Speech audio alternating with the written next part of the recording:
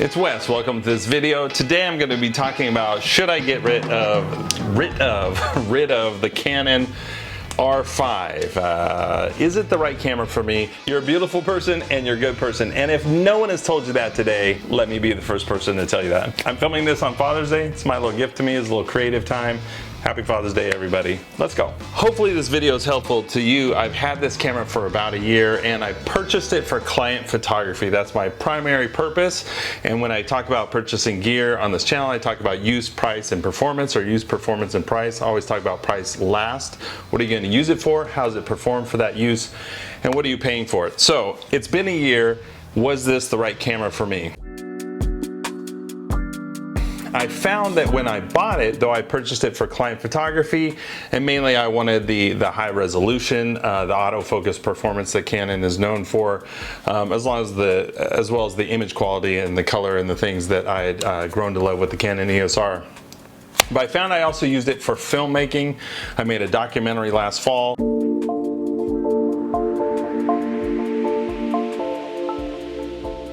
When we started Redeemed, the moment that we had an opportunity to do a prison visit,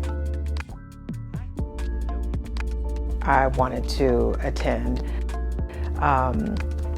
And she had reached out to me about Mr. Guzman's case and explained that he was a 17-year-old that had gotten convicted for murder. I also have created some promo videos for local projects that I support.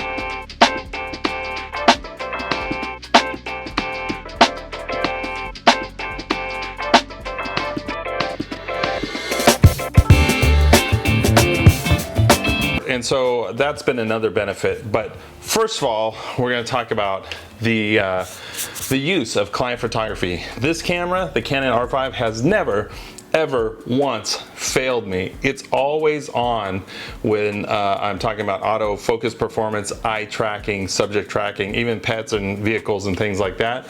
The autofocus is amazing. I never miss a shot in a clutch situation.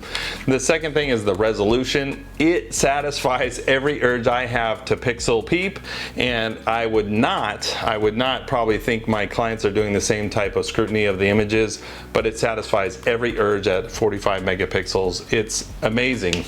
Probably only one camera that I've shot with that is more amazinger. That's the GFX 100S, but that's a whole other price point. And a whole other set of lenses to invest in. So the other thing that comes up with this is the lenses that are available with the RF system. I think some of them, they have the reputation of being the L series lenses being priced higher. They're bulky, they're heavy, especially like the 28 to 70. But I know that you can get like my favorite lens here, the RF 35 1.8 half macro. Very light lenses, very affordable lenses, and so you can stay in that area if you want. The RF 50, kind of the nifty 50, and the 16 millimeter are all great lenses. I picked up a Viltrox 85 millimeter that is awesome even for video. So the lens system is great, but the autofocus, the lenses, the image quality, the resolution are all serving my purpose for client photography. So let's talk about the other benefits of this camera that I've noticed since then. Now, even though it's advertised as 8K RAW, this video kind of wonder, I'll just say that the video specs that I really rely on are the 4K 60, the 4K 120 is amazing, the C-Log footage is great to color grade, and the most important feature for video, pays off in photography too, but for video has been image stabilization. When I'm shooting handheld in a lot of the events that I do for video, I'm shooting handheld in a run and gun type situation, and that stabilization really helps. Even when I'm doing handheld interviews, kind of on the fly, creating these promo videos, it's amazing. So back again to my framework. I've talked about use, I've talked about the performance.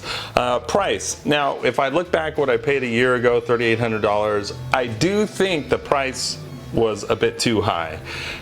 When I look at the Canon R6, I could have easily invested in that.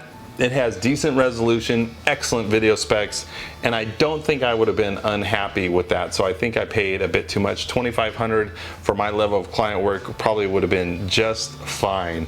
There is the mode dial on the R5 that the Canon R6 doesn't have, so it's different switching from photo to video modes, and you don't have the custom video settings, so you can't easily save your video like presets on the R6, so that's one thing I would miss. But if I had $1,000, if I sold this, had $1,000 to play with, what would I do with it? I'd probably invest in the RF 100mm macro lens. The R6 has video quality to rival the R5. Nobody needs the 8K RAW in here, especially if you're in the mirrorless market anyway. So I think the R6 would have been just as good. So if you're doing client photography and videography, I would suggest at this point you should buy the Canon R6 and save that money, invest in some extra glass. That's my perspective. Will I sell this? Probably not. Just the comfort level with the controls, and then yeah, probably just the comfort level with the controls, and maybe being able to purchase one other lens. That's a lot of headache and hassle. This is paid off with client work, so it's easier just to stay where I'm at. But I do think the Canon R6 would have been my choice if I made this choice with the information I have after using this for a year.